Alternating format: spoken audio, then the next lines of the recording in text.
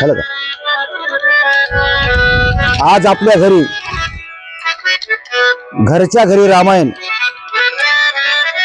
आपल्या समोर थोडक्यामध्ये रामायणाचं माध्यम प्रसार माध्यम मांडण्याचा प्रयत्न करत आहे।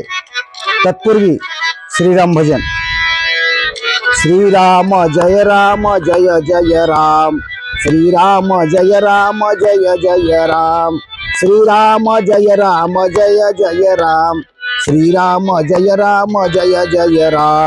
श्रीराम जय जय राम।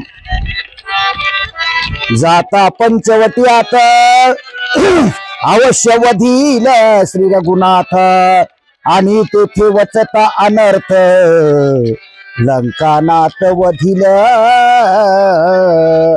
रावणाच्या हाते मरण तैम झाल्या धपतन, आणि लागता श्रीराम बाण कृत कल्याण मजतेने। सज्जनानो,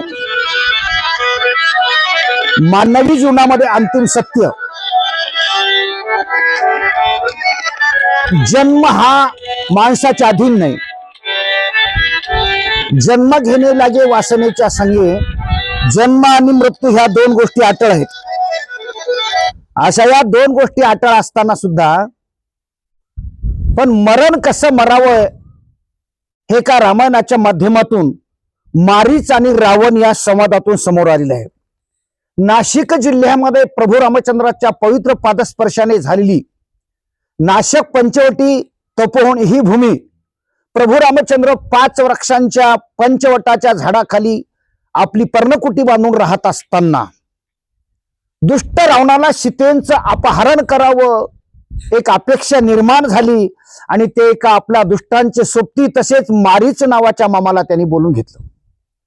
मारीच मामाला बोलून घेतल्यानंतर मारीचाला सांगितलं, बाबा आपल्याला सीतेचं अपहरण करायचंय आणि त्याच्यामध्ये सहकार्य तुझी गरज आहे।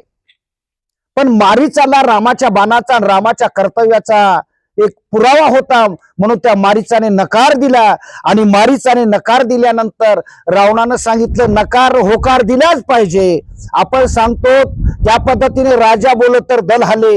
राजदंड हा या ठिकाणी देशांना कसं करायचं राजाच्या अधीन असतं, म्हणून राजाने कर्तव्यापासून कसूर नाही केली पाहिजे। त्या राजा रावणानं सांगितलं, तू जर माझ्या बरोबर येणार नाहीस तर मी तुला जिवंत राहू देणार नाही। त्या मारीचाने विचार केला, आपण जर रावणाच्या हातानं मेल्यापेक्षा आपण जर प्रभू रामचंद्रांच्या बाणानं जर मेलो तर आपलं पुनरुपी जननम पुनरुपी मरणम पुनरुपी जननी जठरी शरणम, आपल्या जन्माचं कृत कल्याण होईल, आपण देवरूप होतील असा विचार त्या मारीच नावाच्या मामाने केला आणि मारीचाने होकार दिला। सज्जनानो, मायबापानो, मरण कसं असावं आणि जगावं कसं, मरावं कसं, मानवी जीवनामध्ये गरिबी श्रीमंती पाप पुण्य सुकाळ दुष्काळ मान अपमान घटना घडत असतात।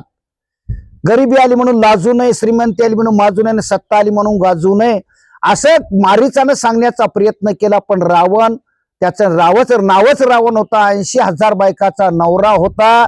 त्याचा उलटा अर्थ रावणाचा केला तर नवरा अधिक रावण, असा त्या रावणाने अत्याचार करून त्या मारीच मामाला तत्पर केलं, तयार केलं।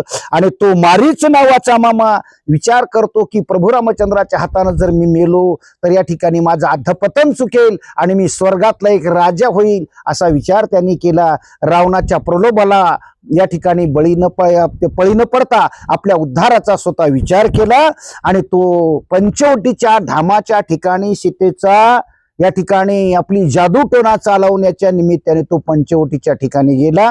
थोडक्यात आपलं मरण आपण कोणाचंही ऐकून मरण्यापेक्षा भगवंताच्या दारामध्ये आषाढी कार्तिकी वारीमध्ये किंवा या ठिकाणी भगवंताच्या नामचिंतनामध्ये मरून आपलं कृत कल्याण करावं ही सदिच्छा व्यक्त करून या ठिकाणी बोलण्याला पूर्ण विराम देतो। जय श्रीराम।